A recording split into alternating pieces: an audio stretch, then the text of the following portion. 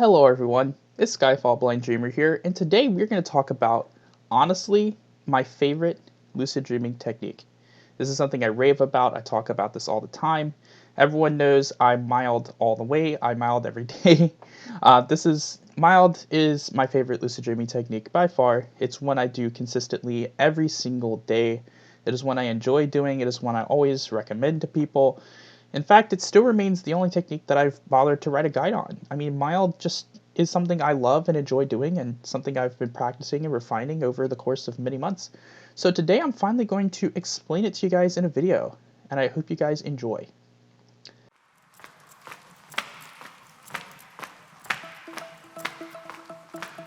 Well, first, what is mild? Well, mild is an acronym, obviously. It stands for the Mnemonic Induction of Lucid Dreams. This technique was originally created by Dr. Stephen LaBerge, a renowned American researcher in lucid dreaming from Stanford University, and it is portrayed in his book, Exploring the World of Lucid Dreaming, Chapter 3, Waking Up in the Dream World. This is where he goes into detail on his mild practice, the original mild practice. Now, mild, of course, involves mnemonics. So basically what a mnemonic is something that helps you to remember something else. So in other words, if you were to go to the grocery store and you wanted to say pick up eggs, you would write a shopping list, and on that shopping list you'd put eggs, so that when you go to the store and you pull out that list, you remember what you're going to do. Well, mild involves mnemonics to help you set an intention. Now, I've discussed this before in a previous video, but an intention is a decision to perform a future action usually associated with a trigger of some sort. Now, in this case with mild, so the way I see it is you're associating your intention to recognize that you're dreaming with your dreams themselves. And you do this through a variety of, through several different steps in a practice. Now, I have some variations on how I do it and recommend it versus the original practice from Dr. Stephen LaBerge. His practice involved repeating the process until you fall asleep. Mine does not, and it also involved only doing it with wake back to bed. I recommend people doing it before bed and during wake back to bed, and I do apologize for my speech kind of slurring a little bit. I could be doing a little bit better in the grammar department recording so far. Anyway, how do I recommend doing mild? Well, I have a set of steps that I generally follow and recommend people follow, and I'm going to outline them here below. Well, step one is setting your intentions, deciding that you're going to recognize that you're dreaming. It's pretty straightforward. It's making that decision. Like I said, intention is a decision to do something. So you have to start with the decision. You're deciding in this case, you're going to recognize that you're dreaming. That's usually what I go for. So basically to understand, to know that you are dreaming in your dreams is sort of how I go about making that decision. It's a simple decision. It doesn't really need to be dwelled upon. It's something that you are deciding to do. In step two, imagining a previous dream. This can be any dream that you remember. I prefer ones that I remember well. I usually do ones that are recent, so my recall is generally decent, around 3 or 4 dreams a night on average. And so I usually use the dreams from the night before as what I do, as basically my practice for mild. I use the dreams from the night before. So you imagine being in this dream as if you were in it, reliving it, and you go through the dream and pick out anything that is out of place. I call these dream signs. Anything anomalous, unusual, abnormal, or out of place in any way, shape, or form. Call that a dream sign. So find dream signs. Find anything that doesn't make sense in any way. So for example, last night I was dreaming about, this actually became my 512th lucid last night. This is the last dream I remembered. I was getting onto the Hogwarts Express, all right, that's a dream sign, through a fare gate from the Washington Metropolitan Area Transportation Authority metro stations in DC. That's a dream sign. I won't be there for another 2 weeks, and that doesn't go to Hogwarts. I was pulling out a Smart Trip card, which was a cruise card for a cruise I haven't been on yet. That's a dream sign, which physically transformed into a paper card in my hand. There's a 4th dream sign. I think we're at 4 now. So I go through these fare gates, and then I teleport onto a train.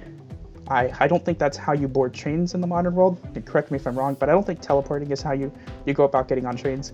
Anyway, so I teleport onto this train, and I'm riding along, and it's nothing like what the Hogwarts Express should be, but anyway, I'm riding along on this train that I have no idea where I am. That's a dream sign as well. And then I end up being forced to walk through poison ivy. I would never do such a thing. I wouldn't go walking into a thicket to pick up something for someone. Like, one, I can't see it, and two, like, that's just weird. I ending up in the hospital wing at Hogwarts with no idea how I got there. That's a dream sign. And I have like this thing that's binding and trying to attach to me and tie me to a bed, and then I managed to break free of that. That's a dream sign. Teleporting around the room. I did get lucid by this point, but I'm just pointing out all these things that are out of place that just don't make sense. And once you've gone through your dream, you pick any point in this dream. So say I wanted to do this dream differently. Well, the point I would pick is standing in front of the fair gates. This is step 3 now, what I call rescripting your dream. I actually borrowed that term from some more modern mild guides that I've read. I borrowed the term rescripting because I like it. I like the term, so I'm going to borrow it.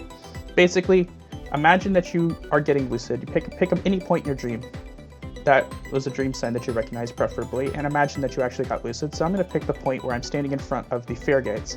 So I got this fair gate in front of me, I got the tap spot, and I'm holding this card in my hand and it's not working, and it transforms into a paper card. Alright, well, that's kind of weird. That just doesn't happen. Okay, so now at that point, which is earlier than I actually did get lucid, now at that point I know I'm dreaming. Okay, well, I have a goal that I want to return to a starship that I've designed called the Star Horizons and go into an intergalactic sort of experience and sort of travel to another galaxy. So I reach around. I'm going to reach around for a device in my pocket. This device I've been trying to create now. I haven't done it yet, but I'm going to try to create this in future dreams. It's a teleportation device. So I pull it out. It's a comm teleportation device, and I telepathically input the destination, it's a compartment number, and activate it. And it would teleport me to my ship. So now I'm on the ship, and I go sit in the command chair, and then I take it somewhere I want to go. So I'm basically rewriting the dream to make it do something that I would have wanted to do instead of what actually happened from that moment. So instead, I would teleport somewhere else. This is me using a goal approach. I like to have goals to do things. So a lot of times when I'm doing mild, I will pick a dream goal and basically imagine doing a specific goal to help me remember to do it, because that can help me remember to do those as well. And then the last step is basically repeating the process. So basically, things I talked about before, setting your intention, deciding to recognize who's dreaming in your dreams, imagining your previous dream, picking out dream signs, rescripting your dream, imagining getting lucid and what you would do while lucid. And then you repeat the process, I'd say, for about 15 to 20 minutes. And you do this both before bed and during wake back to bed. Now, wake back to bed really does help with mild, honestly.